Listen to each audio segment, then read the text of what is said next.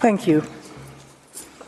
Madam President, distinguished members of the Court, it is a privilege to appear on behalf of the Republic of South Africa in this case of exceptional importance.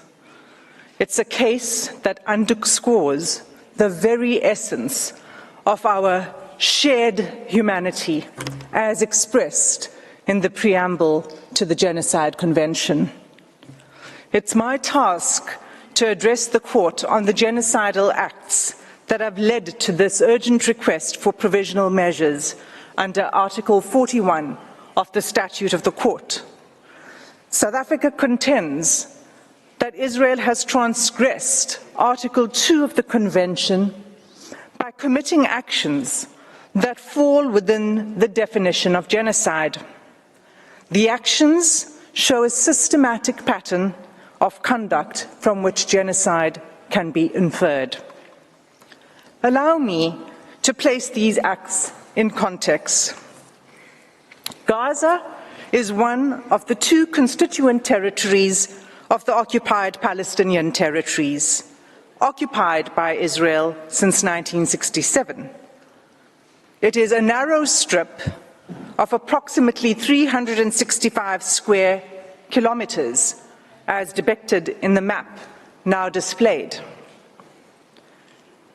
Israel continues to exercise control over the space, territorial waters, land crossings, water, electricity, electromagnetic sphere, and civilian infrastructure in Gaza, as well as over key governmental functions. As the Honourable Minister has said, entry and exit by air and sea to Gaza is prohibited, with Israel operating the only two crossing points. Gaza, which is one of the most densely populated places in the world, is home to approximately 2.3 million Palestinians, almost half of them children. For the past 96 days, Israel has subjected Gaza to what has been described as one of the heaviest conventional bombing campaigns in the history of modern warfare. Palestinians in Gaza are being killed by Israeli weaponry and bombs from air, land, and sea. They are also at immediate risk of death by starvation, dehydration, and disease as a result of the ongoing siege by Israel, the destruction of Palestinian towns, the insufficient aid being allowed through to the Palestinian population, and the impossibility of distributing this limited aid while bombs fall. This conduct renders essentials to life unobtainable. At this provisional measures stage, as this Court has made clear in the Gambia-Myanmar case, it is not necessary for the Court to come to a final view on the question of whether Israel's conduct constitutes genocide. It is necessary to establish only whether at least some of the acts alleged are capable of falling within the provisions of the Convention. On analyzing the specific and ongoing genocidal acts complained of, it is clear that at least some, if not all of these acts, fall within the Convention's provisions. These acts are documented in detail in South Africa's application and confirmed by reliable, often UN sources. It's thus unnecessary and impossible for me to recount all of them. I will highlight only some in order to illustrate the pattern of genocidal conduct. The UN statistics that are relied upon are up to date as of 9 January 2024. In South Africa's oral submissions, we will illustrate the facts that we rely on with limited use of audiovisual material. Madam President, we do so with restraint and only where necessary, and always with respect to the Palestinian people. Against this background, I move now to demonstrate, in turn, how Israel's conduct violates Articles 2A, 2B, 2C, and 2D of the Convention.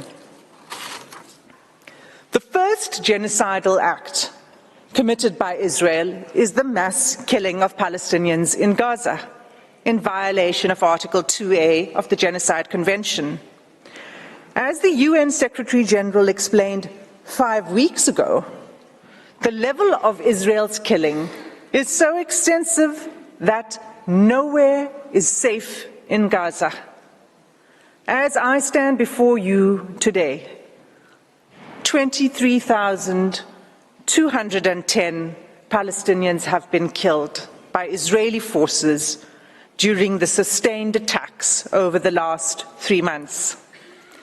At least 70% of whom are believed to be women and children. Some 7,000 Palestinians are still missing, presumed dead under the rubble.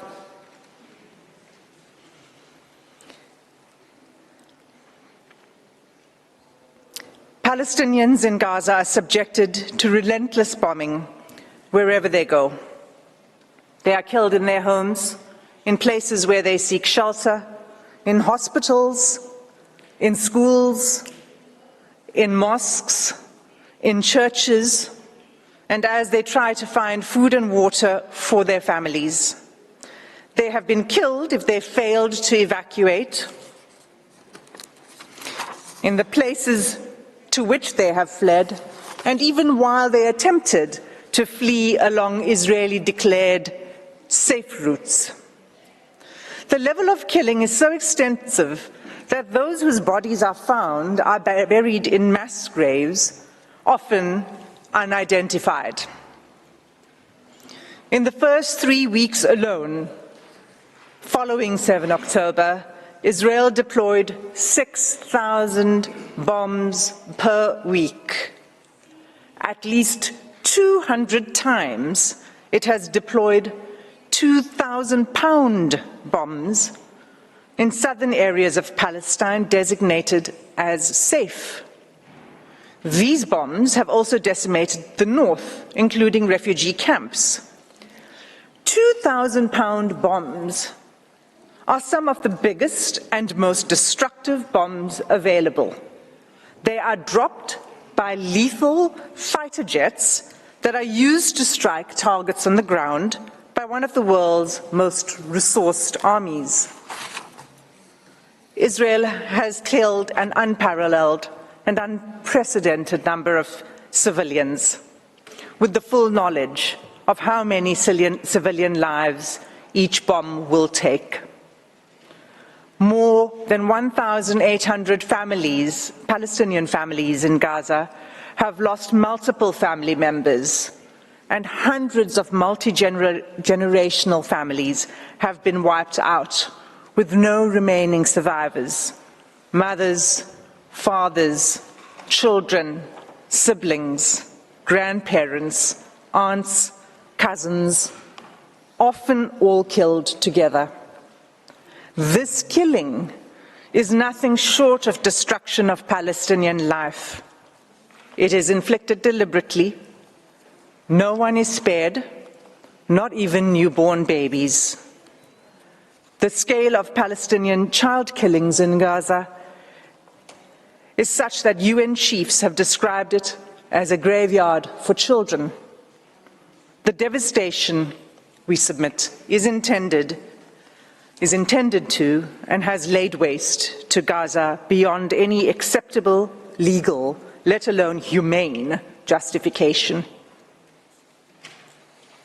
The second genocidal act identified in South Africa's application is Israel's infliction of serious bodily or mental harm to Palestinians in Gaza in violation of Article 2B of the Genocide Convention. Israel's attacks have left close to 60,000 Palestinians wounded and maimed. Again, the majority of them women and children. This in circumstances where the healthcare system has all but collapsed. I'll return to this later in my speech. Large numbers of Palestinian civilians, including children, are arrested, blindfolded, forced to undress, and loaded onto trucks taken to unknown locations. The suffering of the Palestinian people, physical and mental, is undeniable. Turning to the third genocidal act under Article 2C. Israel has deliberately imposed conditions on Gaza that cannot sustain life and are calculated to bring about its physical destruction. Israel achieves this in at least 4 ways. First, by displacement. Israel has forced the displacement of about 85% of Palestinians in Gaza.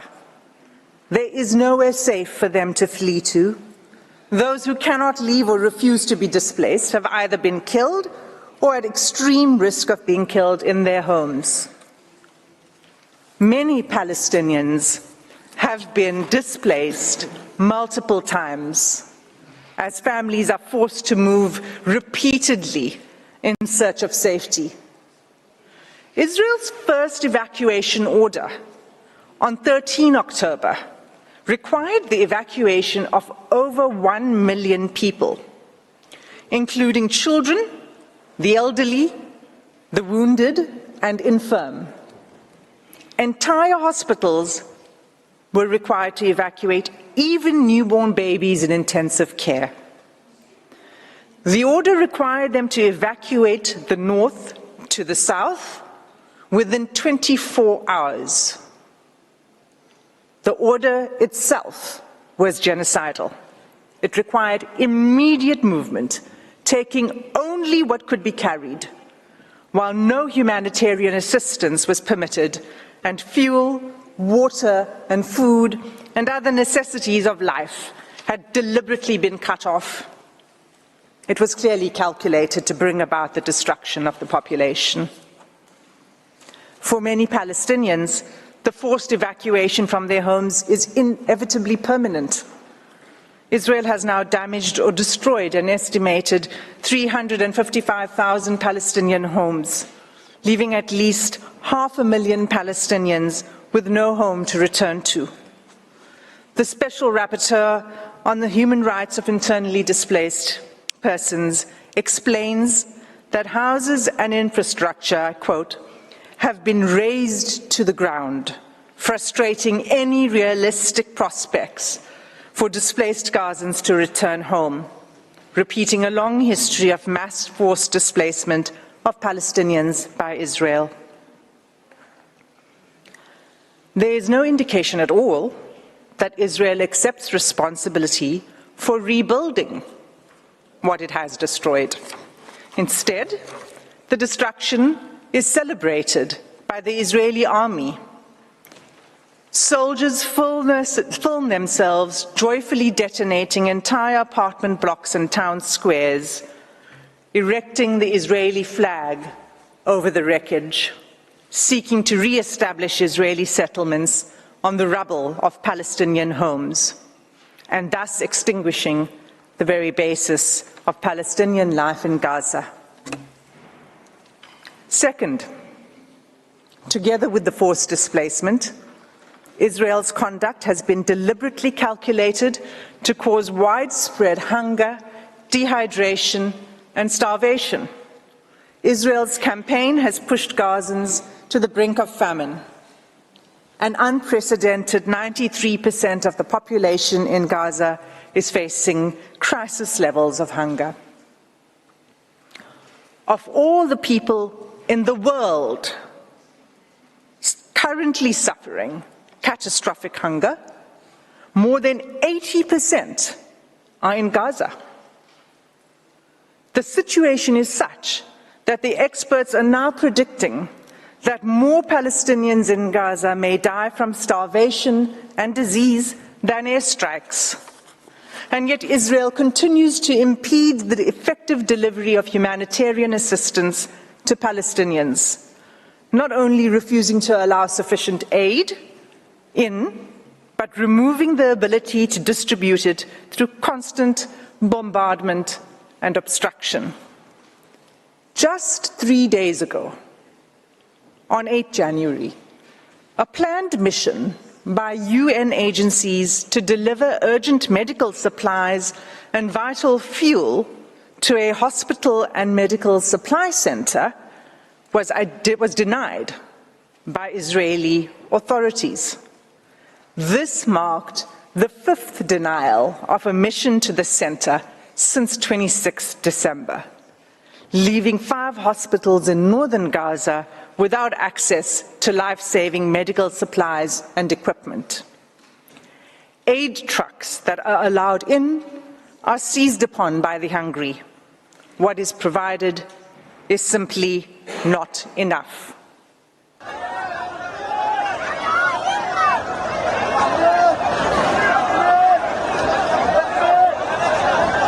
Madam President, members of the court, this is an image of an aid truck arriving in Gaza.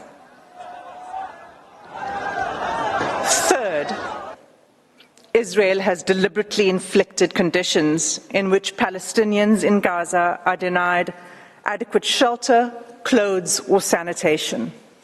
For weeks, there have been acute shortages of clothes, bedding, blankets, and critical non-food items. Clean water is all but gone, leaving far below the amount required to safely drink, clean, and cook.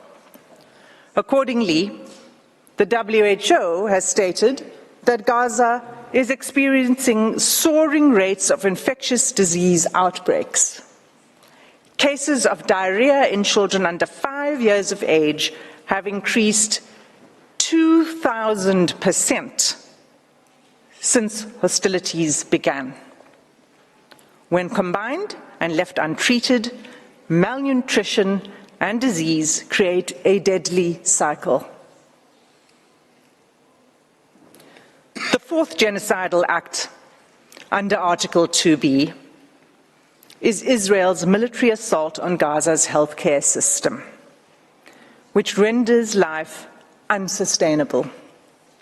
Even by 7 December, the UN Special Rapporteur on the right to health noted that the healthcare of infrastructure in the Gaza Strip has been completely obliterated. Those wounded by Israel in Gaza are being deprived of life-saving medical care. Gaza's healthcare system, already crippled by years of blockade and prior attacks by Israel, is unable to cope with the sheer scale of the injuries. Finally, the UN Special Rapporteur on Violence Against Women and Girls has pointed to acts committed by Israel that would fall under the 4th category of genocidal acts in Article 2D of the Convention. On 22 November, she expressly warned the following: the reproductive violence inflicted by Israel on Palestinian women, newborn babies, infants, and children could be qualified as acts of genocide under Article 2 of the Genocide Convention, including imposing measures intended to prevent births within a group. Israel is blocking the delivery of life-saving aid, including essential medical kits for delivering babies, in circumstances where an estimated 180 women are giving birth in Gaza each day. Of these 180 women, the WHO warns that 15% are likely to experience pregnancy or birth-related complications and need additional medical care. That care is simply not available.